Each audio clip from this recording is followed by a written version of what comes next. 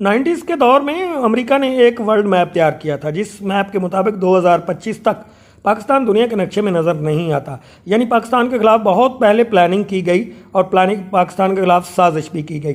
اس سازش کو آہستہ آہستہ پورا کرنے کی کوشش کی گئی، پہلے دہشت گردی کے ذریعے اور پھر بم دھماکوں کے ذریعے اور پھر ہمارے ملک میں سیاسی افراتفری پھیلا کر، اور پھر اس سیاسی افراتفری میں آہستہ آہستہ ہمارے لیڈروں کو ننگا کیا گیا.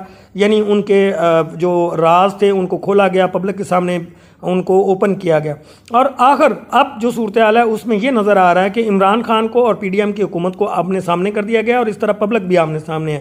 اگر پی ڈی ایم کی حکومت اس سازش کا حصہ بن چکی ہے اور بن رہی ہے تو پھر وہ عمران خان کو گرفتار کرے گی، اور اگر عمران خان کو گرفتار کرتی ہے تو پھر عوام بھی آمنے سامنے آ جائے گی اور ملک میں انتشار پیدا ہوگا. ہمیں اس انتشار کا حصہ نہیں بننا. پلیز اپنے ملک کو بچائیے اور لیڈروں کے پیچھے مت لگیں، پلیز.